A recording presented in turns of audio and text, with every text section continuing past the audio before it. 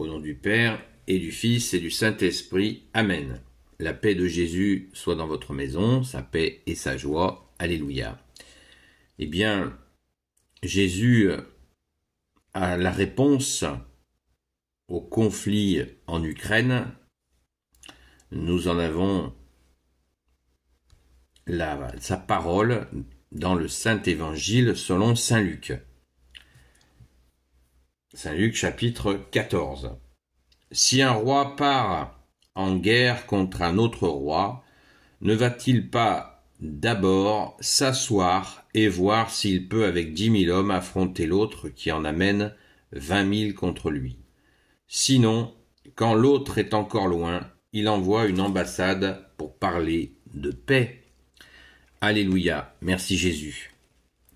Merci Jésus pour ta parole qui nous donne bien la solution. Elle est évidente.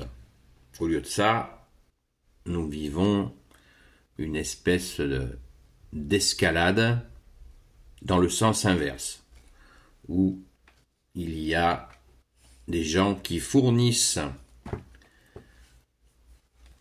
de quoi continuer la guerre. Ce qui n'a pas de sens parce que tôt ou tard, il faudra bien faire ce que nous dit Jésus dans cette parabole, c'est-à-dire s'asseoir autour d'une table. Je ne vais pas vous faire l'explication historique de ce conflit, mais pourtant je vous invite à faire vos recherches pour le comprendre. On ne comprend pas une situation comme celle-là simplement avec notre émotion ou notre ressenti. Il faut comprendre toute l'histoire qui est très ancienne, très ancienne. Une histoire des relations entre le bloc de l'Est, le bloc de l'Ouest. C'est très facile à comprendre, encore faut-il, comme nous dit Jésus, faire fonctionner son intelligence. Nous avons une intelligence que nous avons reçue. Merci Jésus, merci à ton Père très bon, merci à l'Esprit Saint. Eh bien, il faut la faire fonctionner tout simplement en lisant un petit peu, en écoutant différentes personnes, surtout pas la télé. Et nous avons les précisions nécessaires, historiques, politiques, stratégiques de cette question. Tout est là.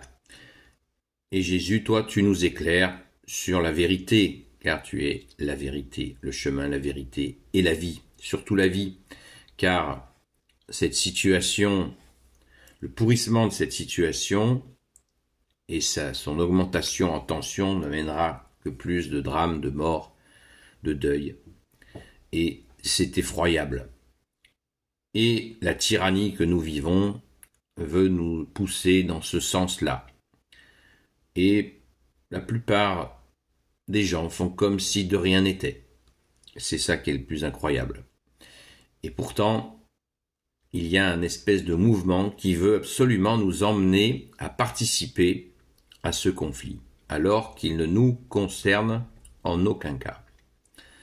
Nous qui sommes, on en est à 2 ou 3 000 bornes, on n'est absolument pas concernés.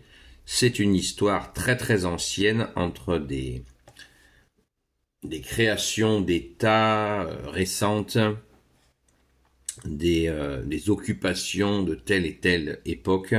On n'a rien à voir avec ça et on doit surtout ne pas s'en mêler, si ce n'est faire notre travail de catholique, c'est-à-dire d'inviter à la paix, que la paix soit scellée le plus rapidement possible pour que les vies humaines soient préservées.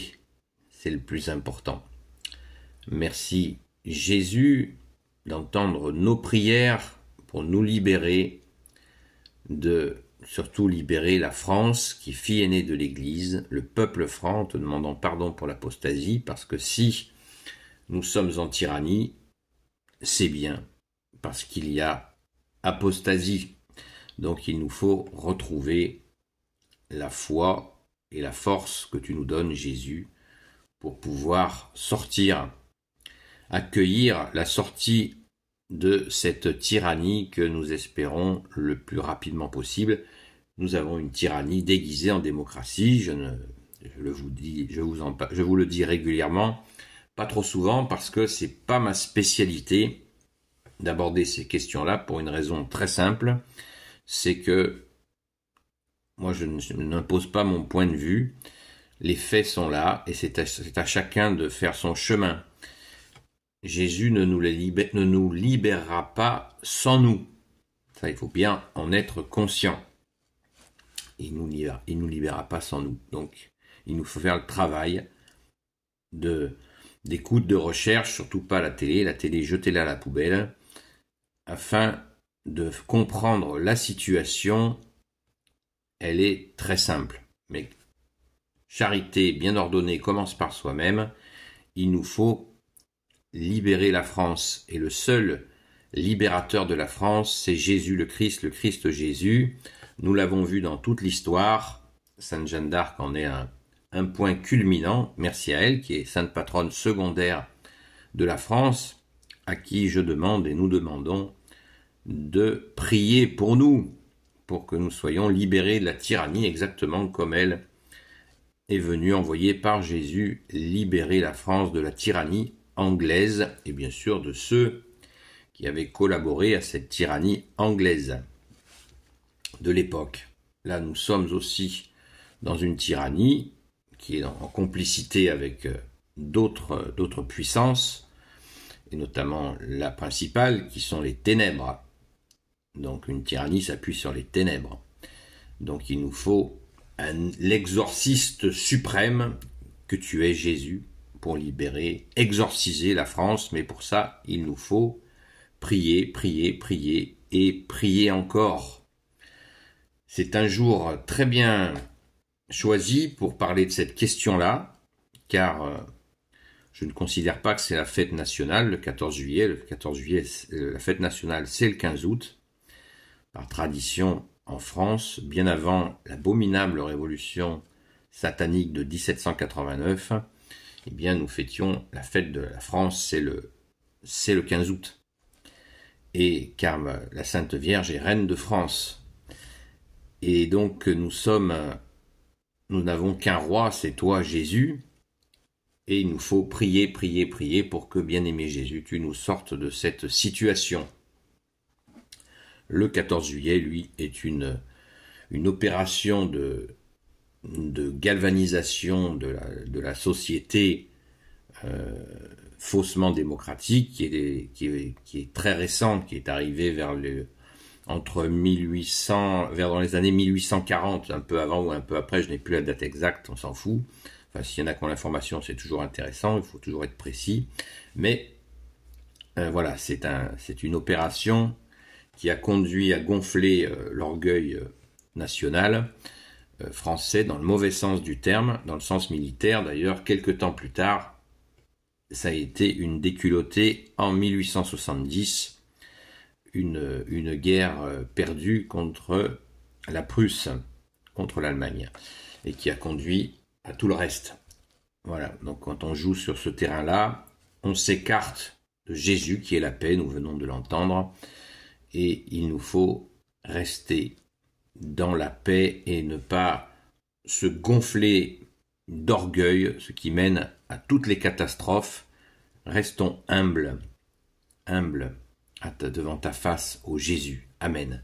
Béni soit le Père, le Fils et le Saint-Esprit. Amen. Ô Jésus, toi qui peux tout et qui portes tout, toi le Sauveur, toi l'Emmanuel, je te confie toutes celles et ceux qui regarderont cette vidéo ainsi que leurs proches selon ta sainte volonté, ô Jésus. Sainte Marie, Reine des cieux, toi l'Immaculée Conception, toi notre Mère, Notre-Dame, Saint Joseph, Sainte Marie-Madeleine, notre chère Sainte Patronne, et vous tous les saints et saintes, amis de Jésus, Saint Michel Archange qui est comme Dieu, Saint Gabriel Archange, Saint Raphaël Archange, et vous tous les anges, Saint Raphaël Archange et tous les anges qui te servent au Jésus. S'il vous plaît, priez pour nous. Nous en avons tant besoin de vos intercessions, vous tous les saints et saintes, amis de toi, Jésus. La paix de Jésus soit dans votre maison, et je vous dis à très vite.